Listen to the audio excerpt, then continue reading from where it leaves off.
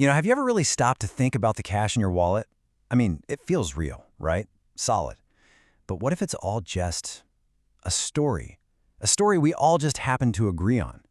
Well, today we're going to unpack the wild history of that story, from actual physical gold all the way to the lines of code that run our world now. So let's just chew on that for a second. What if money isn't a thing? What if it's just a really, really powerful story? I mean, think about it. That story has changed a ton over the centuries. And, it feels like it might just be changing again, right as we speak. Okay, so to really get our heads around money, first we've got to go back. Imagine a world with no money. Sounds kind of simple, right? Wrong. Let me tell you a quick story about a few settlers. It shows just how quickly a barter system, trading stuff for stuff, becomes an absolute mess. So check this out. At first, it's easy. You got a hunter, he trades some meat to a builder, he gets a cabin. Perfect. Simple. Then a shoemaker shows up. The hunter needs shoes, he's got meat. Another simple trade. No problem. But then, here's where it all falls apart. The builder needs shoes. He goes to the shoemaker and says, "Hey, I'll build you a house for some shoes." But the shoemaker's like, "Dude, I don't need a house. I'm hungry." So now the poor builder has to go trade a hut to the hunter just to get some meat so he can then trade that meat to the shoemaker for the shoes he wanted in the first place. What a nightmare. See? That whole complicated mess, that's a real thing. Economists call it the coincidence of wants. It's a fancy way of saying that for a trade to happen, I have to have exactly what you want, and you have to have exactly what I want, right at the same moment. It's just so inefficient. You can't build a complex society on that. There's just no way. So, yeah, humanity needed an upgrade. Big time.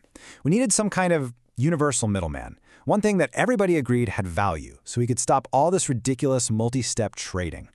But figuring out what that one special thing should be? Oh, that took a whole lot of trial and error. People tried all sorts of things. Salt, for example. I mean, the word salary actually comes from the Latin word for salt. But, it had a pretty big flaw. A bad rainstorm could literally wash your savings away. Gone.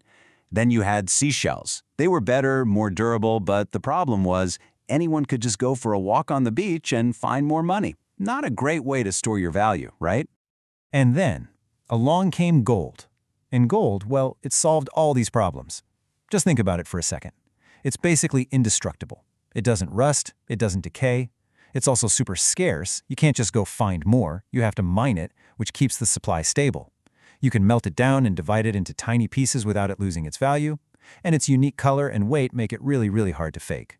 So yeah, for literally millennia, gold was the undisputed king. Okay, so for thousands of years, physical gold coins were money. But let's be honest, carrying around a bunch of heavy, shiny metal isn't exactly convenient, and it's a pretty good way to get yourself robbed. So this really practical problem, it led to a revolutionary invention, the paper promise. The best way to think about this is like a Jenga tower. The physical gold, that's your solid, sturdy base. And these new paper receipts, those were the first layer of blocks, stacked neatly right on top. Each piece of paper was a direct promise, a claim on a specific piece of gold at the bottom. The tower was still totally stable. And this was a huge mental shift, a really big deal. People slowly stopped trading the gold itself, and they started just trading the paper receipts instead. I mean, why bother going to the vault and lugging around heavy coins when this piece of paper was just as good? The paper was the promise. And just like that, for the first time in history, money became an abstraction. It wasn't the thing itself, but a claim on the thing. So, what happens to our Jenga tower when you start adding blocks to the top that aren't connected to anything at the bottom? What happens when you start making more paper promises than you have gold in the vault to back them up? Well, the tower starts to get a little wobbly.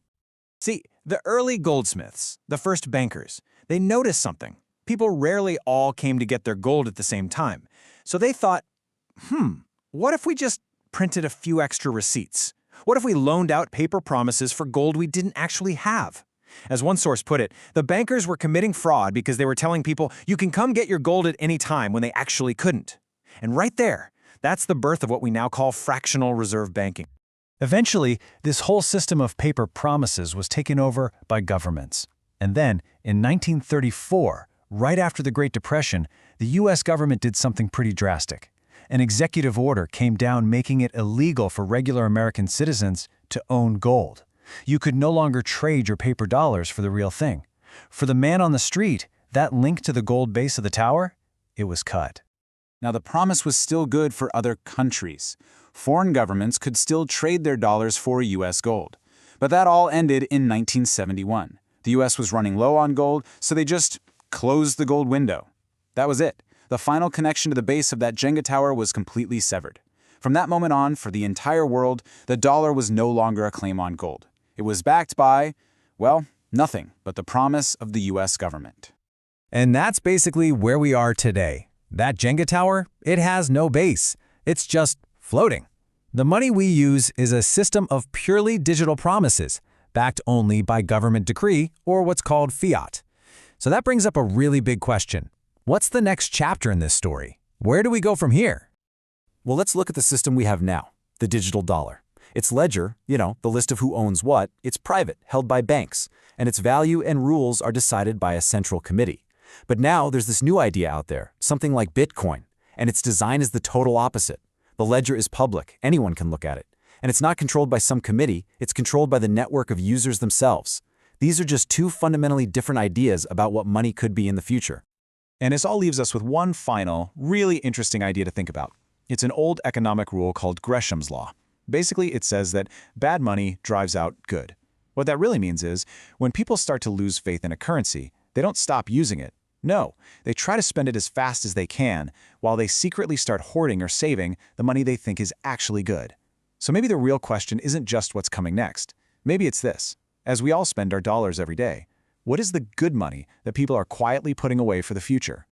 So if this has your wheels turning and you want to go deeper down this rabbit hole, the source material for this explainer comes from What Bitcoin Taught Me. You should definitely check them out. Go ahead and follow, like, and share their stuff. You can find them on Twitter, /X, Nostr, Blue Sky, Threads, Instagram, Facebook, LinkedIn, Spotify, and yeah, now on YouTube too.